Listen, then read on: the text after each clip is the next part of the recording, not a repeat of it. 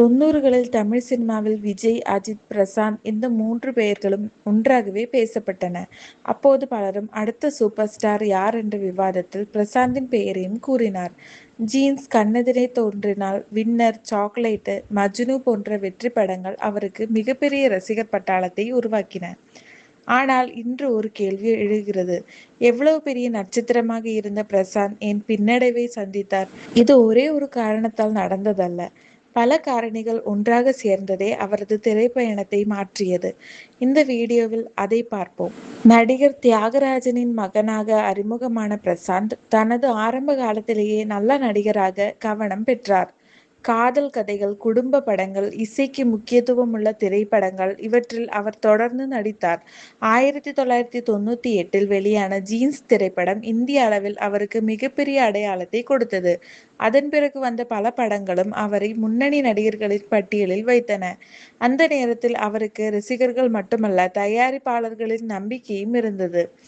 ஒரு நடிகரின் வாழ்க்கையில் கதை தேர்வு மிகவும் முக்கியம். ஜீன்ஸ் போன்ற பெரிய வெற்றிக்கு பிறகு தொடர்ந்து அதே அளவிலான தாக்கம் ஏற்படுத்தும் படங்கள் வரவில்லை. சில திரைப்படங்கள் வசூலில் தோல்வி அடைந்தன.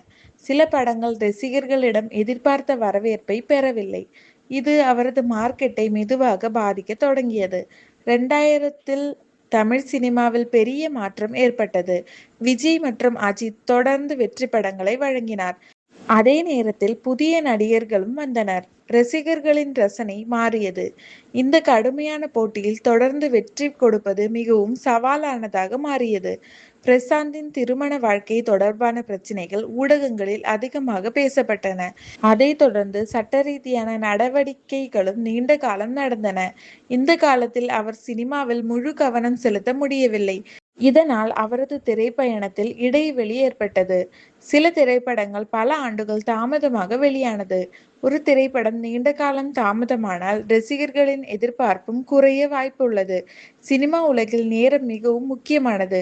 அதே நேரத்தில் மற்ற நடிகர்கள் தொடர்ந்து புதிய படங்களை வெளியிட்டு கொண்டிருந்தார்கள். 90களில் காதல் மற்றும் குடும்ப கதைகள் அதிக வரவேற்பை பெற்றன. ஆனால் 2000களில் மாஸ் ஆக்ஷன், புதிய திரைக்கதைகள், வித்தியாசமான கதாபாத்திரங்கள் ஆகியவை முக்கியத்துவம் பெற்றன. இந்த மாற்றத்துக்கு ஏற்ப தொடர்ந்து தன்னை மாற்றிக்கொள்வது ஒவ்வொரு நடிகருக்கும் அவசியமாக இருந்தது. சமீப காலங்களில் பிரசாந்த் மீண்டும் ரசிகர்களை சந்திக்கும் முயற்சியில் இருக்கிறார். புதிய கதைகள், புதிய அணுகுமுறைகள் மூலம் தனது இடத்தை மீண்டும் பெற முயற்சி செய்து வருகிறார். பல ரசிகர்களும் அவரது கம்பேக்கை எதிர்பார்த்து வருகின்றனர். பிரசாந்தின் பின்னடைவுக்கு ஒரே ஒரு காரணம் இல்லை. கதை தேர்வுகள், கடுமையான போட்டி, தனிப்பட்ட வாழ்க்கை சவால்கள், பட தாமதங்கள், சினிமா உலகின் மாற்றம் இவை அனைத்தும் சேர்ந்து அவரது திரைப்பயணத்தை பாதித்தன. ஆனால் 90களில் முக்கிய நட்சத்திரங்களில் ஒருவராக அவர் தமிழ் சினிமாவில் தனக்கென ஒரு இடத்தை பெற்றுள்ளார். உங்கள் பார்வையில் பிரசாந்த் மீண்டும் ஒரு வெற்றிகரமான கம்பேக் கொடுக்க முடியுமா? உங்கள் கருத்தை கமெண்டில் பதிவு செய்யுங்கள். இது போன்ற தமிழ் சினிமா வரலாறு மற்றும் சுவாரஸ்யமான தகவல்களுக்கு எங்கள் சேனலை சப்ஸ்கிரைப் செய்ய மறக்காதீர்கள். நன்றி.